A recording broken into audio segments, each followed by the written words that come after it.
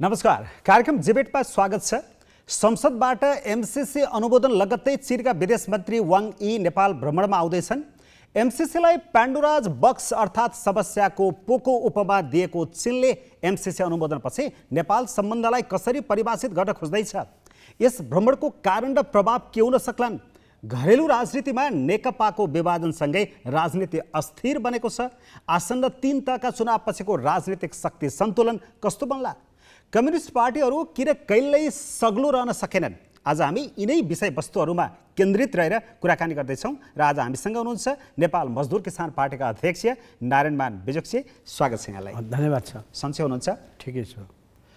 अब तपाईँहरूले जति विरोध गरे पनि नेपालले एमसीसी अनुमोदन गर्यो र विरोध गर्नेहरूलाई चाइनिज इसारामा चिनियाहरूको काखमा बसेर विरोध गरे भनेर अर्को पक्षले ठाडै आरोप लगायो।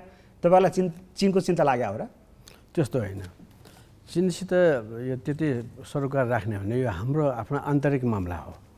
केलाई समर्थन गर्ने, केलाई विरोध गर्ने भन्ने बारेमा। त्यसकारण हाम्रो देशको बिजुली सिङ्गापुरसम्म लाने र त्यसको भारतसँग हामीले पनि कुराकानी गर्नुपर्ने उसँग सम्बन्धित भयो।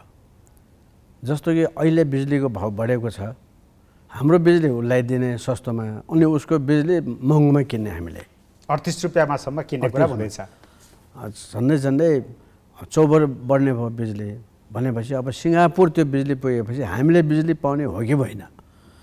यसकारण यो एमसीसीले हामीले धेरै अप्ठ्याराहरू पर्ने सम्भावनाहरू देखिएको थियो।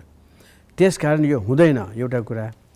दोस्रो कुरो, अहिलेका सबै अमेरिकाको ऐन कानुनलाई हामीले मान्नुपर्ने, साथसाथै यो पछिसम्म उनीहरूको बन्ने ऐन कानुनलाई पनि हामीले स्वीकार गर्नुपर्ने भन्ने खालको कुरा त्यसमा उल्लेख भएको हुनाले यो अलिकति अप्ठ्यारो कुरा छ। अरूसँग भएको सन्धि सम्झौतामा त यस्तो केही पनि छैन। तर यहाँनिर यो एमसीसीको विरोध उता चीनले पनि गर्ने पारिपट्टि र तपाईँहरूले पनि गर्दाखेरि यो दुईटाको तालमेल मिल्यो, सल्लाहले नै भयो भन्ने खालको आरोप लाग्यो। त्यस्तै हो भनेदेखि पहिले बेलायती साम्राज्यवादले चीनलाई पनि आक्रमण गर्यो, उनीहरूको अफिम युद्ध भएको थियो। यता पनि नेपालसँग सङ्घर्ष भयो, हामीले तालमेल गरेको हो त्यो होइन नि। संसारमा सबै ठाउँमा उपनिवेशहरू कायम गर्यो, उपनिवेश विरोधी जनताले सबै ठाउँमा विरोध गर्यो। आफ्नो आफ्नो घरेलु कुरा हो त्यो। त्यसकारण भारतमा पनि बेलायती साम्राज्यवादले 200 वर्षसम्म राज्य गर्यो। त्यसपछि हामीमाथि पनि हमला गर्यो। के त्यो हामीले सल्लाह गरेको र इन्डिया र चाइना। तर पछि एउटा कुरा तपाईँहरूलाई पनि थाहा होला, भीमसेन थापाले भारतीय राजाहरूलाई पनि चिठी लेखेको, चीनको राजालाई पनि चिठी लेख्यो, हामी बेलायती साम्राज्यवादलाई गोरेला युद्धमा फसाउँ भनेर। त्यो संजोगले अब भारतीय एकजना राजाले त्यो चिठीलाई ब्रिटिससम्म पुर्याइदियो। अनि रिसाएर, त्यसकारण हाम्रो भीमसेन थापाको हत्या भएको हो, त्यो आत्महत्या होइन। उसको टाउकोको कुरा जोएको रहेछ, त्यो त बेलायत पुगेको भन्ने हामीले सुनेछौँ। यहाँनिर तपाईँहरूको चिनियाहरूसँग केही कुरा भएको थियो, यो एमसीसी ठिक छैन, तपाईँहरूले विरोध गर्नुहोस्, नेपालमा आउन नदिनुहोस् भनेर? होइन, एकदमै होइन। हामीलाई कहिले कहीँ कतैबाट कुनै पनि च्यानलबाट कुरा के राम्रोसँग बुझ्नु होला भने, मैले अहिलेसम्म बुझेको है, चीनले कुनै पनि देशलाई यस्तो किसिमको कुरा गर्दैन, कहिले पनि कुनै पनि देशसँग यस्तो भन्दैन। र पञ्चशीलको मामलामा एक्लै अर्को देशको विषयमा हस्तक्षेप नगर्ने, सार्वभौमिकता र स्वतन्त्रतालाई सम्मान गर्ने, यी सबै कुराहरू आफ्नो देशको जुन जुन व्यवस्था छ त्यसलाई सम्मानका साथ जाने हो। पञ्चशीलको यही हो। अब यसकारण चीनप्रतिको जो चिप कमेन्टहरू छ, जस्तो कि इन्डियाले हामीलाई भन्छ, त्यस्तो किसिमको उनीहरू गर्दैन। तर यो एमसीसी नेपाल र अमेरिकाको मात्र मामला थियो, द्विदेशीय कुरा थियो। यहाँनिर चीन त ठाडो हस्तक्षेपको रूपमा अथवा आउनै नहुने गरेर अप्रत्याशित रूपमा, अस्वाभाविक रूपमा आइदियो नि त यो मामलामा। यदि तपाईँले सोध्नुभयो भने, गुड मर्निङ भन्नुभयो भने त सलाम त गरिहाल्नु भयो नि त। ल जाउँ है भनेपछि त टाटा भनिहाल्यो। तपाईँले सोधेपछि भनेको हो उनीहरूले। भनेको कस्तो, कहाँ सोधेको? नेपालीहरूले सोध्यो। चर्चा भयो अनि त्यो उनीहरूले सिधा नेपालीहरूलाई खबर नदिकन उनीहरूले प्रेस सम्मेलन भनिदियो। अब त्यो भनाइ नेपालीहरूले चीनसँग त सोधेको त होइन? नेपालमा त आन्दोलन भइरहेछ, के भइरहेछ, व्यक्तिगत रूपले मान्छेहरू सोधेका हुनलाई के होला भनेर सम्बन्ध त छ नि। प्रचण्डजीहरूको यो माधवजीहरूको यिनीहरूसँग पनि त सम्बन्ध छ, पार्टी त उनीहरूको रिलेसन त छ। उनीहरूले आफूलाई लागेको कुरो भन्दै। अब त्यसमा पनि अर्को महत्त्वपूर्ण कुरा, पाण्डुराज बक्सको दुईवटा अर्थ लाग्छ। एउटा अर्थ त्यो पाण्डुराज बक्सले धेरै कुराहरू बाहिर ल्याउँछ जसले त राम्रो, तर उसभित्र आशा भन्ने पनि त छ। आशा छ नि, के होला नि, राम्रो होला भन्ने पनि अर्थमा लिनुपर्छ। ठिक छ, मैले तपाईँहरूलाई चिनिया पक्षधरता देखाएको र चीनतिर ढल्किएर एमसीसीको विरोध गरेको र उता अमेरिकातिरको विरोध गर्न खोजेको हो भन्ने आरोप लागेको के हो कुरा भनेर सोधिरहँदाखेरि अब यहाँनिर चीनको फेरि नेपालका कम्युनिस्टहरू वा तपाईँहरूले विरोध गरेकै देखिँदैन के, त्यसकारण पनि शङ्का होला। के विषयमा? त्यो विषयमा बिआरआईको विषयमा धेरै कुराहरूमा चित्त दुखाइ छ नेपालीहरूको, यो कुरा धेरै खुलेन भन्ने आएको छ। ऋण उके अनुदान हो, यो पनि क्लियर भएन, सम्झौता गरेको छ, प्रोसेस अगाडि बढ्न सकेन, चीनले कुरेर बसिरहेको छ अथवा पर्खाइरहेको छ। पोखरा विमानस्थल जस्ता आयोजनाहरूमा ऋणको भारी थपिँदो छ, ऋण बढ्दो छ, समयमा आयोजनाहरू सकिएका छैनन्। धेरै ठाउँहरूमा त चीनले पनि त अप्ठ्यारो पाइरहेको छ। नाकासीमा नाकाहरू सहज छैनन्, नाकाबन्दी जस्तो छन्, तर यसमा कम्युनिस्टहरू बोल्दैनन्, चुपचाप छन्। कङ्ग्रेसले बोल्दा लौ चीनसँग सम्बन्ध बिगारो भन्छन्।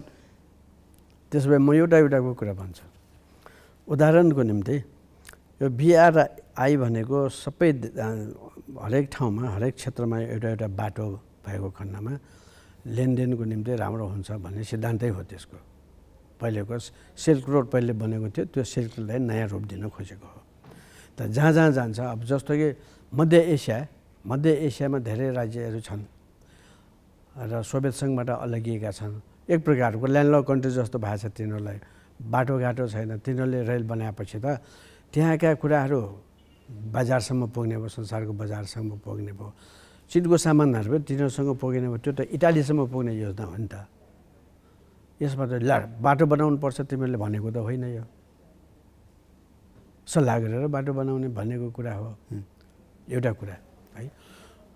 दोस्रो कुरो जहाँसम्म सिमानाको कुरा हो, सिमानामा नेपाल र चीनको सीमा बन्दोबस्त त पहिले टुङ्गिसकेको हो। त्यो सिमानाको समस्या छैन। एक दुईजना मान्छेले कराइरहन्छ, भए नभएको कुरा गर्छ, त्यो अलरेडी सबै किसिमको नक्साङ्कन भइसकेको कुरा हो है, त्यसमा होइन।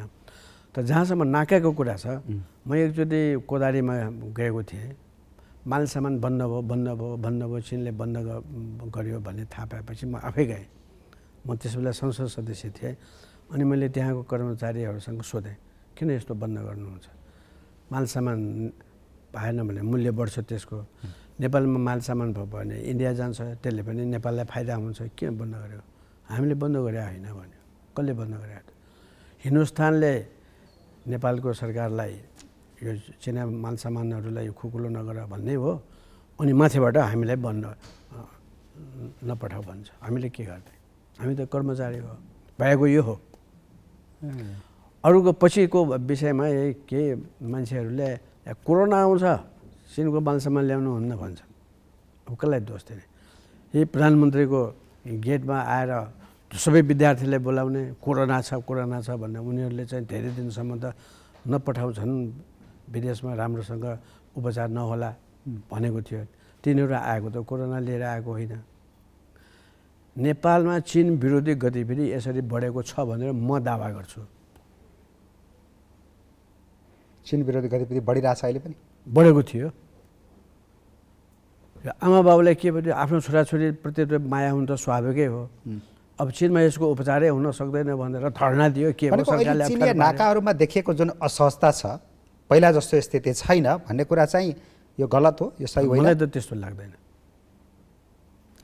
किनभने छिमेकीसँग उनीहरू मित्रतै चाहन्छन्, जहाँसम्म उनीहरूको सरकार चलाइरहेको पार्टी, सरकारको नेतृत्व गरिरहेकै पार्टीका प्रवक्ताहरूले नै खुलेआम भन्नुहुन्छ नाकामा असहजता छ, पहिला जस्तो सहज स्थिति छैन, सोच्नु परिदिनु हो, चीनले परिदिनु पर्छ, सोच्नु परिदिनु पर्छ। किन सोचेको होइन त्यो त होला बाहिर भन्ने होइन, सरकारको बिचमा राजदूत छैन। भनेको मैले भनेको समस्या नभइकन त त्यसरी त बोल्दैन थियो होला नि त। बोल्छन्, समस्या नभए पनि बोल्छन्। समाजमा विभिन्न किसिमका मान्छेहरू, सबै राम्रै मान्छे हुन्छन् भन्ने छैन। अत्यन्त बहुमत जनता राम्रा हुन्छन्। अब बेतालको मान्छेहरू पनि हुन्छन् समाजमा। भनेको चीनको विरोध गर्नेहरू बेतालका। त्यसकारण यस्तो मामला जो दुईटा देशसँग सम्बन्धित छ, सरकार मार्फतमा, त्यसैले त राजदूतावासको बन्नुपर्छ। चीनमा अहिले हाम्रो राजदूत छैन। अनि किन 6 महिनादेखि राजदूत नभए पनि हुन्छ हामीलाई?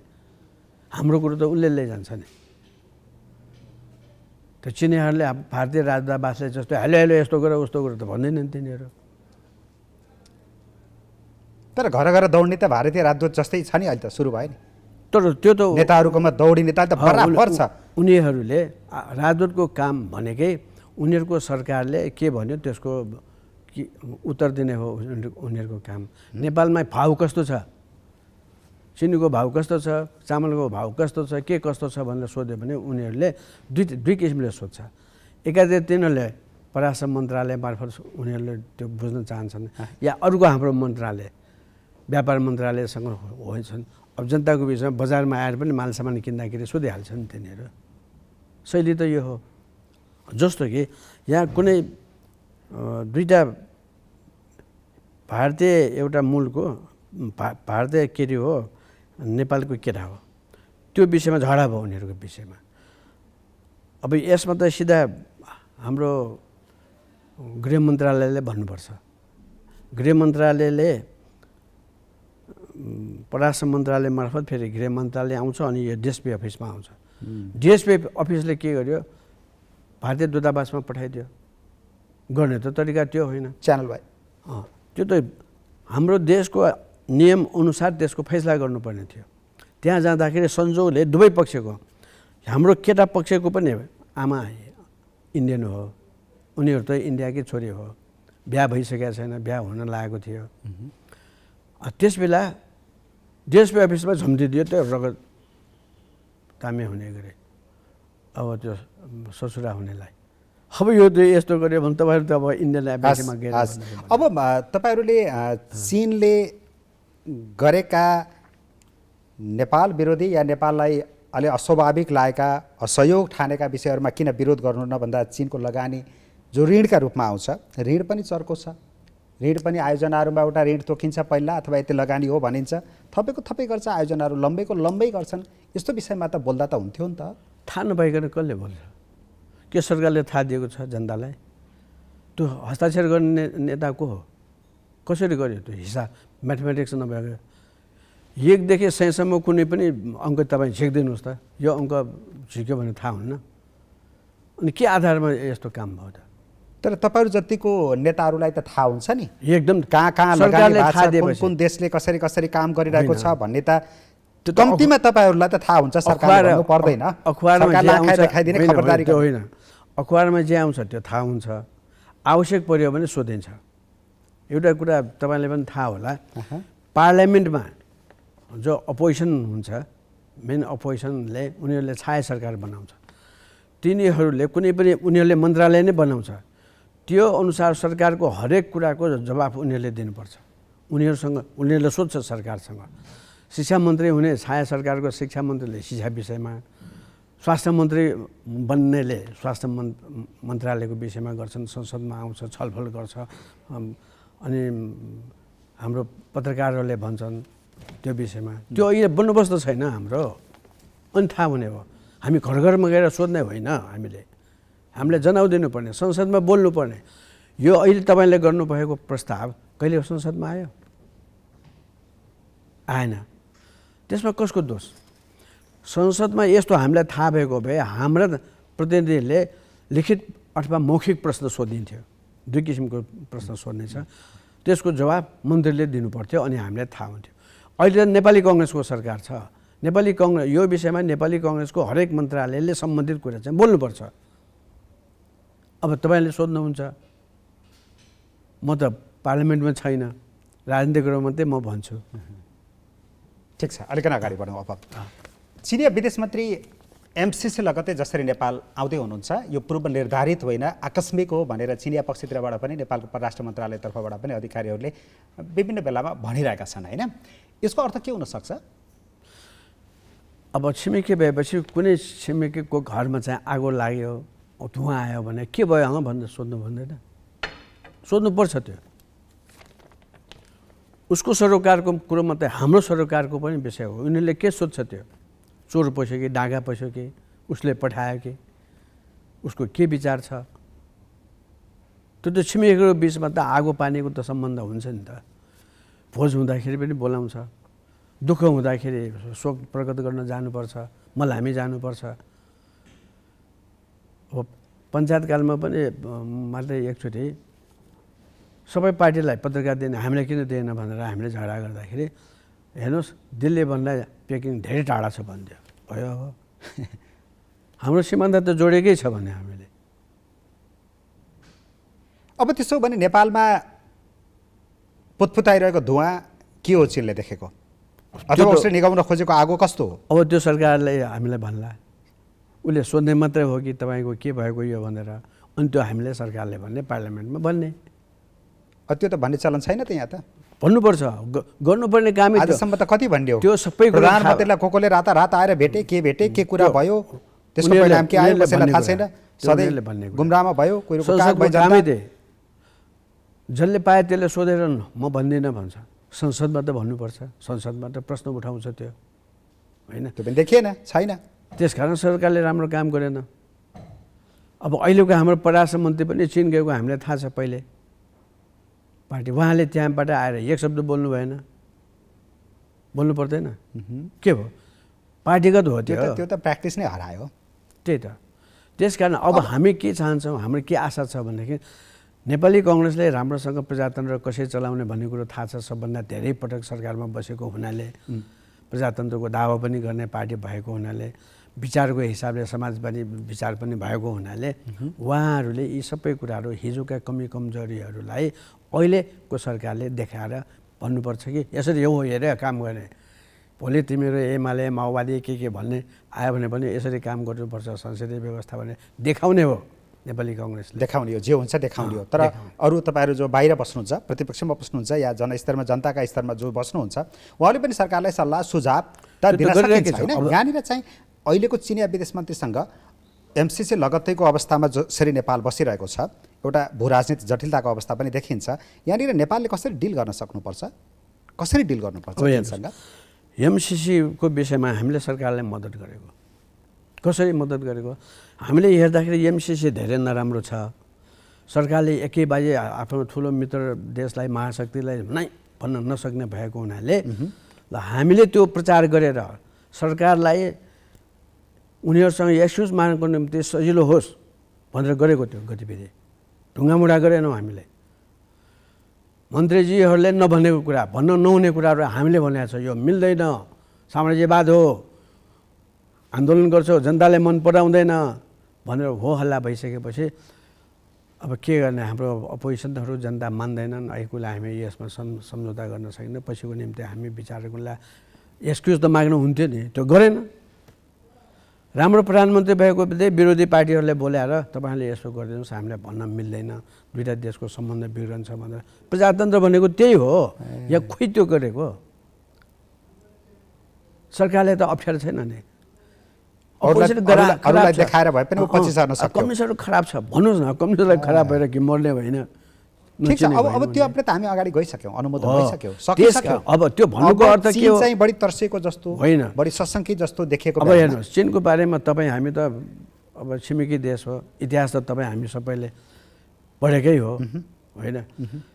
उनीहरूको क्रान्तिको बेलामा पुँजीवादी देशका सबै किसिमको ठुल्ठुला रणविदहरू गएर हराउन नसकेको त्यो चिनलाई अमेरिकाले यसो गर्दैमा त्यो हार्छ? हिजो हारेन भने अहिले हार्छ? लङ मार्च त्यसै भएको हो। तर कमजोरी के छ भने हामीले बेलायतको इतिहास पढ्छौँ, अमेरिकन वार अफ इन्डिपेन्डेन्स पढ्छौँ, हिन्दुस्तानको स्वतन्त्रता पढ्छौँ। हाम्रो युनिभर्सिटीमा चिनको क्रान्तिको विषयमा पढाइ हुँदैन, अनि उसको विषयमा थाहा हुन्छ। भियतनामको क्रान्तिको विषयमा थाहा हुँदैन। ग्यापको नाम के हो भने त्यो त थाहा छैन भन्छ। संसारको कमान्डर इन चिफहरूको नाम थाहा हुने, अमेरिकी साम्राज्यवादलाई तहलाउने ग्यापको नाम थाहा नहुने यो कमान्डर इन चिफको। के हाम्रो कमजोरी होइन यो? अब यो मामलामा नेपालले कसरी उसँग डिल गर्ने, मेरो प्रश्न त्यहाँनिर थियो। त्यो त सरकारले मित्रभर तपाईँहरूले के गर्नुभएको, यसको के इम्प्लिकेसन हुन्छ, उनीहरूको देशलाई त्यसले के असर पर्छ भन्ने उसले त सोध्छ। अब जस्तो कि उदाहरणको निम्ति हरेक युरोपियन देशहरूमा जाँदाखेरि माथि हाम्रो त नेपालीहरूले मसला खाने ढ्याङ गर्छ नि त, तुरन्त तल्लोको मान्छेहरूले के गर्नुभयो भनेर सोध्न आउँछ माथि। हामी त झ्वाइँ गरेर खाने चलन भएको, झ्वाइँ गरेर खाँदाखेरि त्यसको त माथि जान्छ, अरू छिमेकी त्यो कोठाको मान्छेहरू के गर्नुभयो तपाईँले, हाँसो आयो भनेर आउँछ। त्यसरी नै नेपालमा केही भयो भने दुःख सुखको कुरा त स्वाभाविक छ, सोध्ने कुरा हो। तर त्यसमा के हुन्छ भने मैले बुझेको कुनै त्यस्तो काम गर्यो भने छिमेकीलाई त हामीले भन्ने हो, हामी यसो गर्दैछौँ डोन्ट माइन्ड भनेर जे भन्नुपर्ने हो त्यो भन्नुपर्ने हो छिमेकी। अथवा अहिले फौज भए पनि भन्छ होइन हाम्रो यस्तो फौज हुँदैछ भनेर। एकचोटि अब अमेरिकन पिसकर भोलिन्टियरहरू भक्तपुरमा हुँदाखेरि चोकमा ढ्याङ ढ्याङ बाजा बजायो अनि सबैलाई फौज बोलायो, उसलाई पनि लग्यो। यो डिस्टर्ब भएको हुनाले त्यसको क्षतिपूर्ति भनेर फौज बोलाएको हो भन्छ, त्यसले उनीहरूले बुझेन। होइन, हाम्रो यहाँ समाजमा एउटा घरमा फौज भएपछि चोकको सबैलाई बोलाउने चलन छ, यो क्षतिपूर्ति होइन भन्ने अचम्म मान्छन् तिनीहरू। उनीहरू त होटलमा गर्ने, घर घरमा चोकमा गर्दैन तिनीहरू। त्यसरी नै अब हामीले भनेको चाहिँ अहिले एमसिसी नेपालले अनुमोदन गरे पनि यसको प्रभाव अथवा दुष्परिणाम चीनलाई केही पनि पर्दैन, यो हाम्रो उद्देश्य बताउने दुई देशीय मामिला मात्रै हो भनेर उसलाई कन्भिन्स गर्नु पर्यो सरकारले। अब यो एमसिसीबाट म अलिकति अगाडि जान्छु, जम्प गर्छु। अझै थोरै एउटा प्रश्न चाहिँ यो मामलामा भारत चाहिँ आश्चर्यजनक रूपमा मौन बस्यो किन होला? अब भारत ठुलो देश हो, अब उनीहरूको बिचमा पनि कुरा भएको हुनसक्छ अथवा उनीहरूलाई थाहा पनि हुनसक्छ, किनभने उनीहरूको त धेरैचोटि पहिले गलवान क्षेत्रमा उनीहरूको धेरै झगडा भएर उनीहरू 15वटा मिटिङ भइसकेका छन् तिनीहरूको। एउटा त रुसमा गएर भयो तिनीहरूको, हेर्नुहोस् है, अहिले सामसुम छ होइन, ठुल्ठुलो देशको। तर नेपालको यो एमसिसीले सही गर्ने बारेमा उसको पनि संलग्नता भएको हुनाले उसले त पुरा थाहा छ, उसले सोधेन किनभने ऊ अलरेडी त्यसमा आइसकेका छ। अब उनीहरूलाई थाहा छ नि, त्यसैले आउँछ। भारत चाहिँ पहिला सहमत भएर नै यो अगाडि बढेको हो। नेपालमा हुने कुराहरू पश्चिमी देशहरूले भारतसँग नसोधिकन गर्दैन। कुनै देशले कुनै विदेशीले या युरोपियन देशहरूले नेपालमा एउटा हाइड्रो इलेक्ट्रिसिटी हामी बनाइदिन्छौँ भनेर त्यो सोध्नलाई पनि पहिले इन्डियासँग सोध्छ। उसले जो बिजुली बनाउँछ त्यो कसलाई बेच्ने त? इन्डियाले बेच्नुपर्छ। अनि त्यसको लगत इस्टिमेट अथवा कति यसमा पहिला नै सहमति भइसकेको रहेछ, त्यसरी बुझ्नु पर्यो। अर्को कुरा नि बेजुकसिज्यू, यो नेपालमा राष्ट्रवाद भनेको भारतको विरोध गर्ने जस्तो मात्रै देखियो कि किन?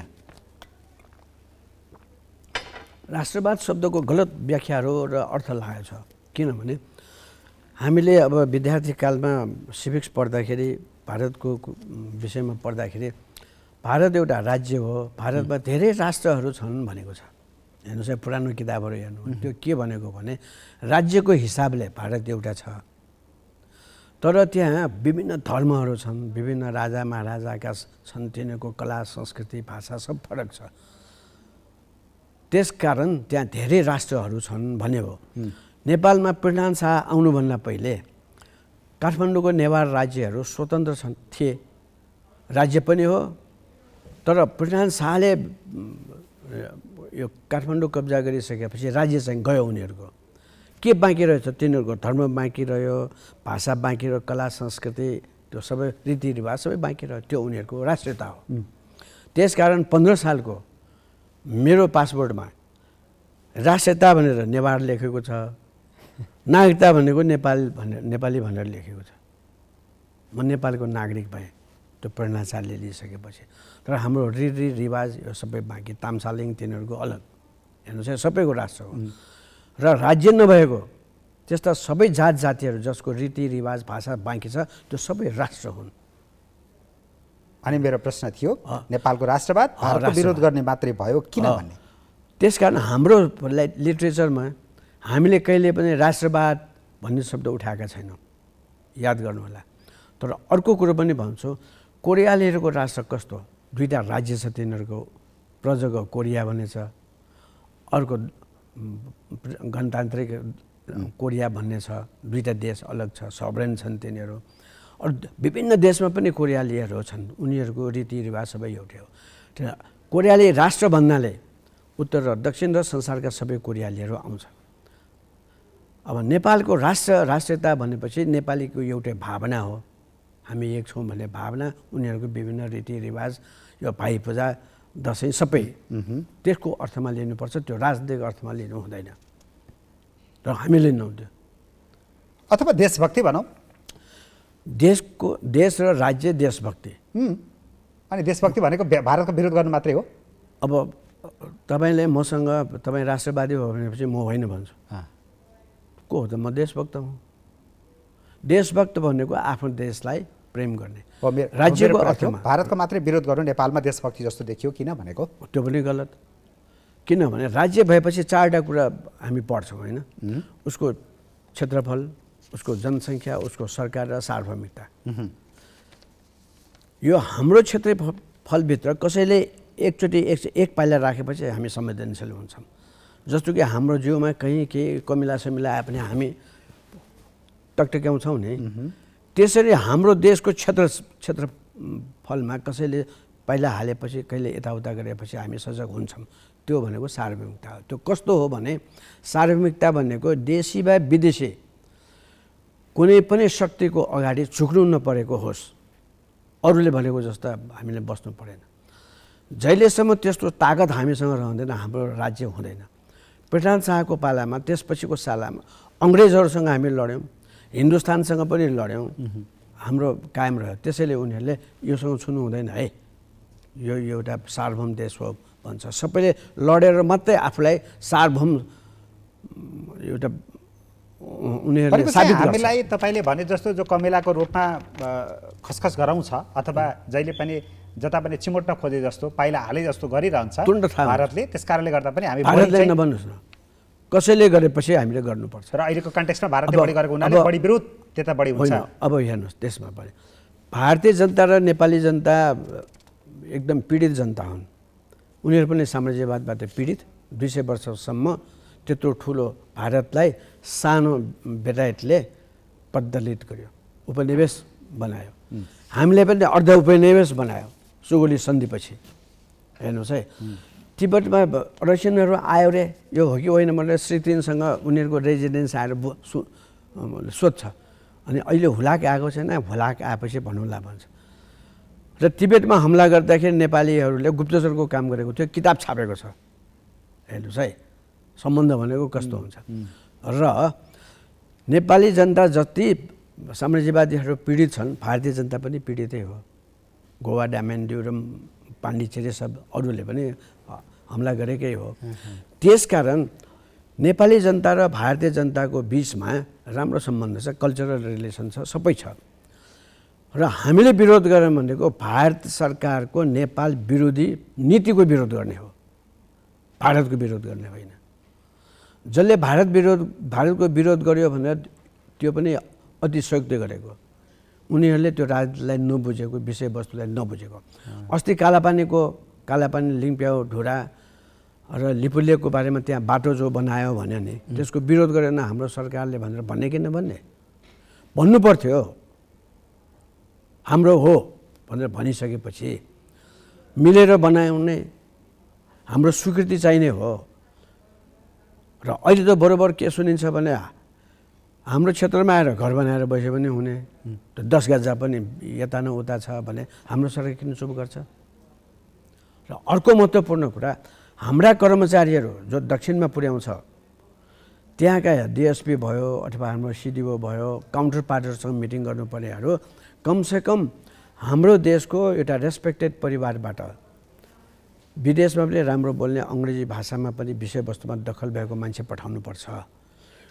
उनीहरूले लेखेर ल्याएको कुरामा सही गर्ने मान्छेहरू कमजोर मान्छेहरू पठाउनु हुन्न सबै अङ्ग्रेजीमा लेख्छन् नि त तिनीहरू बेलायतबाट पास गरेको हुन्छ नि त्यसकारण हेप्ने त भयो जेमा कुरा गरे सही गरिदिएपछि ओके त्यसकारण त्यसलाई पनि इन्डियालाई विश्वास गरेन भन्ने हो होइन हाम्रो देशको माया हामीलाई हुनैपर्छ यदि आफ्नो देशको माया उसलाई छैन भने त्यो देश विरोधी नै हो उसलाई नेपाली भन्न मिल्दैन जातको रूपमा भारतमा बसेको नेपालीलाई पनि नेपाली भन्नुहुन्छ जातको हिसाबले राष्ट्रियताको हिसाबले तर नेपाली नागरिक भन्न मिल्दैन जसले आफ्नो देशप्रति माया गर्दैन उसले आफूलाई देशभक्त भन्न पाइँदैन ओके अब भक्तपुरमा त तपाईँहरूले धेरै राम्रो काम गरेको प्रशंसा भइरहेछ चर्चा भइरहेछ होइन तपाईँहरूले गरे जस्तो भक्तपुरको त्यो मोडेल अपनाएको मोडेल अन्य स्थानीय सरकारहरू या अन्यत्र अरू दलका प्रतिनिधिहरूले किन गर्न सकेनन् जस्तो लाग्छ तर मैले थाहा पाएको अनुसार 50-60 ठाउँका स्थानीय निकायका मित्रहरू आएर मेयर हो कहीँ सदस्यहरू आएर भिजिट पनि गरेका हुन् कति जिल्लाका हाम्रा पार्टीका साथीहरू हाम्रो यहाँका जनप्रतिनिधिहरूले मेयर उपमेयरले तपाईँहरूसँग भेट्नु पर्यो भक्तपुरमा हेर्नु पर्यो भनेर भन्नुभएको छ कि उहाँहरूले पठाइदिनुहोस् न त मेयरजीसँग भेट्न पठाइदिनुहोस् न तपाईँहरू भन्नुहोस् अप्ठ्यारो छ भने तपाईँहरू पनि आइदिनुहोस् भन्यो त्यसरी सबैको भेटघाट भएर कलेजहरू कसरी बनिएको छ हस्पिटल अहिले बन्दैछ अवलोकन गर्ने हेर्ने भइरहेछ सब भइरहेछ तर अन्त त्यो चाहिँ कार्यान्वयनमा आउन सकेन तपाईँहरूले सक्ने अरूले नसक्ने के रहेछ कारण किनभने मजदुर किसान पार्टीले सक्ने कतिले के भन्छन् भनेको तपाईँहरू जस्तो राम्रो साथीहरू राम्रो अर्गनाइजेसन त्यहाँ एकरूपता छैन हाम्रो विभिन्न पार्टीमा विभाजित हुनाले हाम्रो मतभेद हुन्छ त्यसैले हुन सकेन एउटा कारण यो बताउनुहुन्छ उहाँहरू अर्को यहाँ त सानो ठाउँ छ सबै उपलब्धता छ है हाम्रो चाहिँ अलिक कठिन छ भोलि पर्सि हामी गर्दै गरौँला तपाईँहरूले काम जुन गर्नुभएको छ त्यसबाट बिस्तारै सिक्दै जाउँला अनि हाम्रो साथीहरूले उहाँहरूले तपाईँहरूको पनि अनुभव हामीलाई दिनुहोस् हाम्रो अनुभव तपाईँले लिनु भनेको चाहिँ तपाईँको बुझाइ पनि त्यही रह्यो उहाँहरूले जे भन्नुभएको छ त्यही नै हो कि उहाँहरूको त्यो काम गर्ने क्षमता दूरदर्शिता छैन या इच्छा शक्ति छैन अब त्यसमा त्यसो भन्नु भने पनि अब हिजोसम्म त आन्दोलन सान्दोलनबाट तपितपाउ भएका साथीहरू भए विभिन्न विचारले केन्द्रीय विचारसँग अब त्यो लोकल ठाउँमा गएर काम गर्दाखेरि जनतासँग सहमति लिनुपर्ने त्यस्तो त्यस्तो भयो अब हामीले हाम्रा जिल्लाका साथीहरूलाई के भनेका छौँ भने जुन पदमा तपाईँहरू बस्नुहुन्छ त्यो पदको सरकारले बनाएको ऐन नियमहरू राम्रोसँग पढ्नु होला संविधानले के भनेको छ स्थानीय निकायलाई त्यो पनि हेर्नु होला पहिलो कुरा तपाईँहरू निर्वाचित भएर गइसके त्यो पैसा कसरी खर्च गर्ने भन्ने विषयमा लेखाको तपाईँहरूले तालिम लिनु होला नत्र के भने हाम्रो बहुमत छ अब हामीले जे गरे पनि हुन्छ भनेर हाम्रो साथीको किनेर ल्याऊ भन्ने छ बिल चर्को छ ओके कम्पिटिसन गर्दैन अब अलिकन यो यत्रो दर्शकहरूले सुनिसकेपछि कसैलाई त थाहा छैन होला भक्तपुरमा के काम भएछ र भन्ने होला होइन खास कामहरू के भइरहेछ अलिकन म यसलाई थोरै गरेका कामहरूको जानकारी राख्न चाहन्छु यसमा केही भयो भने सच्याइदिनु होला घर दैलो नर्सिङ सेवा छ होइन विभिन्न रोगका स्वास्थ्य शिविरहरू चल्छ बेला मौकामा चल्छ विभिन्न नर्सरी एवं मुटु रोग क्यान्सर मृगौला मस्तिष्कघात स्पाइनल इन्जुरी जस्ता रोग लागेका नगरवासीहरूले उपचारमा नगरपालिकाले कति जनै 15,000 कति दिन्छ त्यसो होइन के हो त्यो चाहिँ त्यसो होइन पहिले नगरपालिकाको पहिले स्वास्थ्य केन्द्रको रूपमा थियो अहिले अस्पतालको रूपमा विकास भएको छ सरकारले स्वीकृति दियो त्यहाँबाट भएन भने त्यहाँ त सबै स्पेसलिस्टहरू सबै छैनन् तिनीहरूले रेफर गरिदिन्छन् यो यसो गर्ने सल्लाह लिन्छन् अनि कहिलेकाहीँ अरू अस्पतालका राम्रा हाम्रा डाक्टरहरूलाई ल्याएर तालिम दिन्छन् त्यहाँको डाक्टर र हाम्रो नर्सहरूलाई सिक्दै पनि छन् हामीसँग त पर्याप्त छैन त्यसको बजेट पनि कम छ सबै विशेष त अब डाक्टरहरूलाई पैसा दिनु पनि धेरै हुँदैन त्यहाँ अझ बन्दोबस्त गर्न बाँकी छ त्यसरी पहिलो यो बाइक चाहिँ अरू पुनर्निर्माणमा पनि धेरै उपलब्धिहरू हासिल गरिसक्नु भयो क्यार होइन सकेको छैन 100 कति जति सक्यो अब 300 जति त्यहाँ यो पार्टी पौवाहरू छन् त्यसमध्ये नयाँ बनायो त्यो मर्मत सम्भार पुनर्निर्माण गरेको चाहिँ 49वटा गरिसकेका छन् तर धेरै महँगो तुलनात्मक रूपले त्यो छ अनि पोखरीहरू यो मिथिला कल्चरसँग आएको यो नेवारहरूको होइन। नेवार भन्ने विषयमा पनि धेरै मान्छेले बुझेन। भक्तपुरमा बसेको सबै नेवार त्यो होइन। भक्तपुरमा गरेको बसेका माथिल्ला जातहरू नेवारहरूको अमाते जोशी कर्मचारी यिनीहरू सबै इन्डियाबाट आएको। तिनीहरू वैशालीबाट आएका विभिन्न ठाउँबाट आएका इन्डियन छन्। यस्तो मामलामा ठुल्ठुलो मान्छेले पनि गल्ती गर्छ। जस्तो कि हिन्दुस्तानको एकजना राजदूतले उनीहरूले नेपाल एन्ड इन्डिया भन्ने किताब लेख्यो। त्यसमा नेवार्स आर रेसियली एन्टी इन्डियन भनेर लेख्थ्यो। उहाँले भन्नुभएका सबै माथिल्ला जातका नेवारहरू सबै इन्डियन फेरि। संसदमा पनि अब तराईको विषयमा के निर्णय गर्नु पर्यो भने हामीसँग नसोधिकन तपाईँले निर्णय गर्न पाउनुहुन्न। कि त त्यो विषयमा हामीले जनमत सङ्ग्रह गर्ने भनेर भनेपछि म अध्यक्ष त्यसको पुनर्संरचना समितिको हेर्नुहोस् है। मैले भने तपाईँको नागरिकता 27 सालको हो, राजेन्द्र महतोजीको, र तपाईँभन्दा धेरै पहिले लिच्छवीहरूको र मल्लहरूको पालामा हामी गएको सबभन्दा पुरानो मधेसी म हुँ, भारतीय हुँ, हामीसँग नसोधिकन तपाईँहरू गर्न पाउनुहुन्न भनेपछि मस्त अचम्म लाग्यो उसलाई। अनि लक्ष्मणजी त अलि जानकार मान्छे भएको हुनाले लक्ष्मणजीसँग यसो गरे हो त नेवारहरू त त्यहाँबाट आएको। एउटा आश्चर्य के छ हाम्रो नेपालको नसोचिकन गर्ने एउटा सभ्य देश जसले शासन चलायो, जसले कला संस्कृतिको विकास गर्यो, त्यो जनजाति हुन्छ, त्यो ट्राइबल हुन्छ। हेर्नुहोस् त अब यो संविधानमा लेखिदिन्छ। ठिक छ। अब यो तपाईँले विरोध गर्दै पनि तपाईँको शक्ति पुगेन त्यहाँनिर सच्याउने कुरामा होइन। शक्तिको कुरा गर्दैन, विवेकको कुरा छ हो है। अब जस्तो कि सानो खरायोले अब मार्न खोज्यो भने त्यसले नमार्नुहोस् न भनेपछि शक्तिसँग मसँग लड भन्ने हो नि, विवेक खोजेको नि हामीले होइन, त्यो नगरौँ। ठिक छ विवेकजी। अब तपाईँले यति राम्रो काम गर्नुभएको छ, नमुना काम गर्नुभएको छ, नगरपालिकालाई त्यस्तो नमुना बनाउनु भएको छ, सबैले प्रशंसा गर्छन्। काम होस् त मजदुर किसान पार्टीका प्रतिनिधिले जस्तो गरून् भनेर भन्छन्। यति राम्रो काम गर्ने पार्टी फेरि खुम्चिँदै मरि जस्तो भयो किन? त्यसका 2-3 कुराहरू छन्। सबै ठाउँमा सबै कुरो गएको छैन। यो सन्देश गाउँ जिल्लामा गएको छैन। पढे लेखेको बिचमा जसले अखबार हेर्छ, टिभी हेर्छ, रेडियो सुन्छ, त्यसले मात्रै। जनता त धेरै छन्। यो भक्तपुर के भनेको होला भन्ने छ। कहीँ अथवा तपाईँका राम्रा विचारहरू त तपाईँले त आज कति 4 दशकदेखि व्यवस्थित कति दशकदेखि सुनाउँदै आउनु भएको छ। तर के तपाईँ आफ्नो विचार प्रवाह गरिरहनु भएको छ। 25 वर्ष पहिले भनेर नसुनेको कुन चाहिँ नेपाली होला अहिले नारायणमान बिजुक्छेलाई अब अहिलेको जेनेरेसन त म भन्दिनँ, पुरानो जेनेरेसन त सबैले चिन्छन्। तपाईँ त्यही भक्तपुरमा, त्यही पनि भक्तपुर नगरपालिकाभित्र अझ खुम्चिँदै तपाईँहरूलाई अरू भत्काउँदै अगाडि बढिरहेछन्। काङ्ग्रेस, एमाले, माओवादी तपाईँहरूलाई सकाउन लागिरहेछन्। तपाईँले अर्को उदाहरण दिन्छु। कति कुराहरू उदाहरणले मात्रै थाहा हुन्छ। 2500 वर्ष भयो बुद्धको सन्देशहरू आएको है। झुठो नबोल्नु, हिंसा नगर्नु, इमान्दार हुनु र दयामाया गर्नु भनेर यस्ता राम्रो कुराहरू 2500 वर्ष भइसक्यो। राज्यहरूले किन त्यसो गर्दैन भन्नुहोस् त?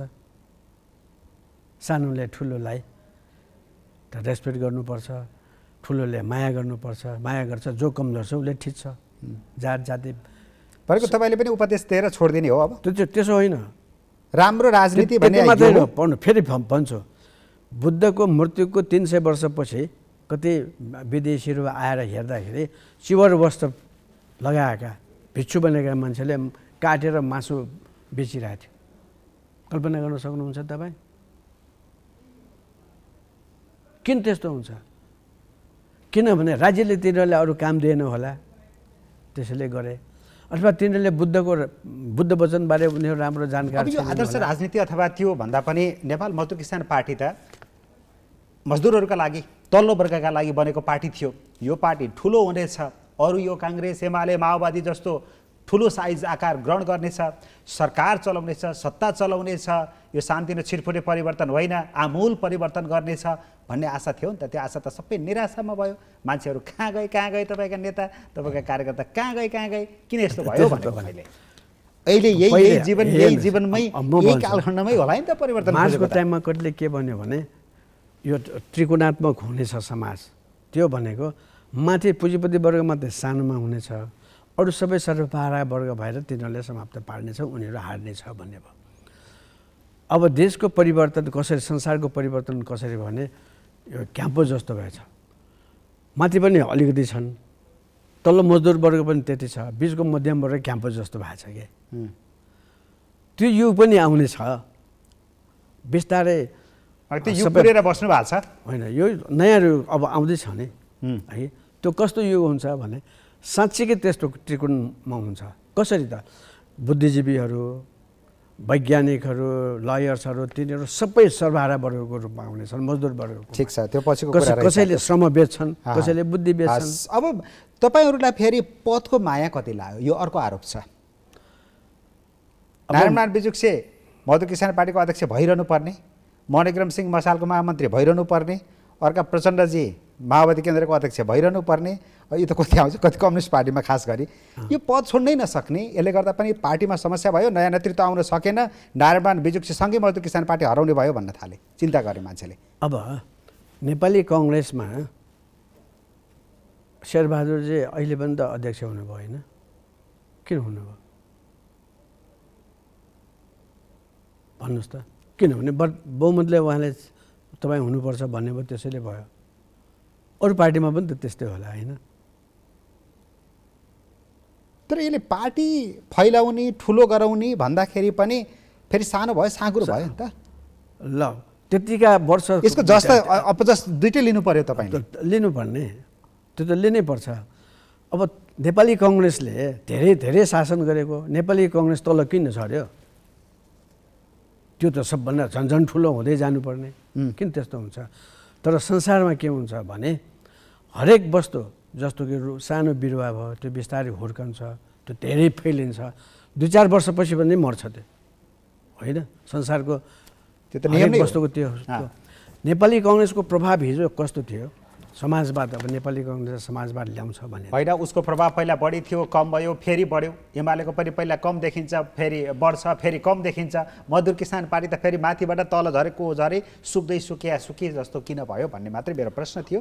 त्यो त त्यसो भन्नुहोस् न, हरेक साल पात त झर्छ नि है, मौसम बदलेपछि सबै झर्छ, पालुवा आउँछ। त्यो भनेको विचार।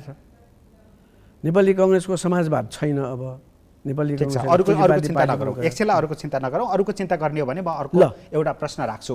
त्यसो होइन, समुच्चा हेर्ने, त्यो कानको कुरा छोड्नुहोस् न, जिउको कुरा, आँखाको मात्रै कुरा गर्नुहोस् भनेपछि मान्छेको पूर्णता हुँदैन त। फेरि समाज भनेको समुच्चा हो। हेर्नुहोस् है, नेपाली कङ्ग्रेसले हिजो प्रजातन्त्रको निम्ति कुरा गर्यो, अरू पनि आयो, आन्दोलन गर्यो। नेपाली कङ्ग्रेस अलग बस्ने नि, उसो नजाने नि भनेपछि नेपालको पूर्णता हुँदैन नि आन्दोलनमा। अब त्यो पूर्णताको एउटा मैले अर्को प्रश्न राख्छु यहाँनिर। भन्नुहोस्। अब चुनावको सम्मुखमा छौँ हामी। नेकपा फुटेपछिको जुन खालको राजनीतिक अस्थिरता देखिएको छ, नेकपा छँदाको एउटा अवस्थाको जो अनुमान गरिएको थियो राजनीतिक स्थिरताको, त्यो भङ्ग भयो, भत्कियो। अब चुनावै भइहाले पनि, चुनाव त होलान्, भयो भने पनि राजनीतिक स्थिरता या अब त्यो खालको बहुमत सहितको दलहरू आउने सम्भावना छैन चुनावबाट भन्ने आकलनहरू गरिएको छ। नेपालको राजनीति कस्तो देख्नुहुन्छ एकजना पाको कम्युनिस्ट नेता? अब त्यसलाई अब नेपालको मात्र होइन कि हाम्रो दक्षिण एसियाकै स्थिति यस्तै छ। अब मसँग 3 मिनट मात्रै बाँकी छ। हिजो अमेरिका, बेलायत, साथसाथै युरोपका देशहरू पनि सरासर एउटा सरकार बल्छ, अर्को मजासित नयाँ सरकार बन्छ, स्मुथली अगाडि बढ्छ भन्ने होइन। उनीहरूको पनि यस्तै थियो। उनीहरू पनि 200-400 वर्ष उनीहरूले चलायो विभिन्न किसिमका एउटा ऐन कानुन बन्दा एउटा बन्दोबस्त गर्नको पनि धेरै उपद्रव भएको छ तिनीहरू पनि। जस्तो कि संसदकै हाम्रोमा पनि उपद्रव त हुनै भयो त, त्यत्रा ठुल्ठुला आन्दोलन भए, सशस्त्र आन्दोलनै भए, नेत्रो नयाँ संविधान लेख्यौँ भन्यौँ, यसमा मैले यो कस्तो खालको परिवर्तन भन्दैन, तर धेरै परिवर्तन गऱ्यौँ भन्ने आयो। अब स्थिरता आउँछ राजनीतिमा भन्ने आयो। न त निराशा मात्रै तपाईँको हातमा आउँछ, इतिहासलाई र संसारलाई तपाईँले बुझ्नु भएन भने। अब कहिले मान्छेहरूले छोरो मर्यो भनेर रुन्छ, सम्झाउँदाखेरि बुझ्दैन। अब काल हुन्छ, अनि त्यो बुढीलाई भन्छ अब तिमी बुद्ध कहाँ गएर जाऊ, तिम्रो छोरोलाई जलाइदिन्छ भन्छ है। भनेपछि कुरा सुन्नु, अत्तालिन पर्ने स्थिति छैन। अब जाने भयो। अब यसलाई सम्झाएर नसम्झिने भएको हुनाले बुद्धले उसलाई के बुद्धले उपदेश, त्यसो भए यस्तो घरको एउटा माटो ल्याइदियो मलाई, जुन घरमा मान्छे मरेको छैन अनि त्यो ल्याएपछि म तपाईँको छोरालाई म जीवन दान टु द पोइन्टमा आउँ अब के हुन्छ त राजनीति अब राजनीति अब जसरी समुद्रको छाल हुन्छ एकचोटि अगाडि आउँछ फेरि तल्ल जान्छ त्यो स्वाभाविक हो हेर्नुहोस् है धेरै हामी अतालिएर हुँदैन रो निको हुनलाई पनि समय लाग्छ भने जस्तै अहिलेको राजनीति कस्तो भने अल्पमतको पार्टीलाई बहुमतको पार्टी फुटाएर ल्याएर गद्दीमा राखिदियो संसारमा सायदै यस्तो होला बेलायतको इतिहासमा र अरू देशको प्रजातान्त्रिक इतिहासमा छैन यो किन गरेको होला किनभने हाम्रो ठम्याइ के छ भने एमसिसी पास अरूले गर्न सक्दैन त्यसकारण एकदम मित्र देश पहिलेदेखि विश्वास गरेको व्यक्तिलाई नै गद्दीमा ल्याउनुपर्छ भने कांग्रेसले ल्याएपछि सजिलो भयो भनेर त्यो गरियो अब जान्छौँ कता त यति मात्रै अब सकियो नै समय कता जान्छौँ हाम्रो राजनीति कता जान्छ अब बिस्तारै हामी स्थिरताको सम्भावना अझै पनि बाँकी छ अहिले सरकारहरूले अब प्रधानमन्त्रीले जे भन्नुहुन्छ अथवा यही परिवर्तित राजनीतिक व्यवस्थाले नै अगाडि लान्छ देशलाई ठिक छ यो यसमै आशा गर्ने ठाउँ छ अगाडि लानु भनेको के हो भौतिक अगाडि कि आध्यात्मिक अगाडि होइन यसै गरेर राजनीति समृद्धि विकासको बाटोमा जान्छ अब फेरि राजनीतिक अस्थिरता भोग्नु पर्दैन त्यो संसार सबै स्ट्रेट लाइनमा जाँदैन त्यसले नागबेले बाटो लिन्छ हरेक कुरामा हेर्नुहोस् है हाम्रा बाटोहरू पनि सबै सोझा छैनन् नि त भाङ्गो टिङ्गो छ पहाडी बाटो है त्यसकारण रूपहरू फेर्छन् अहिलेको चुनावको जहाँसम्म कुरा गर्नुहुन्छ त्यो चुनावमा जनताले धेरै कुरो बुझ्छ त्यो चुनाव भनेको राजनीतिक शिक्षा हो जनताको निम्ति है युनिभर्सिटीमा दाखिल हुँदैमा उसले सबै कुरो बुझ्छ भनेको होइन त्यसले एउटा चुनावले सबै कुरो निर्णय गर्छ भने पनि होइन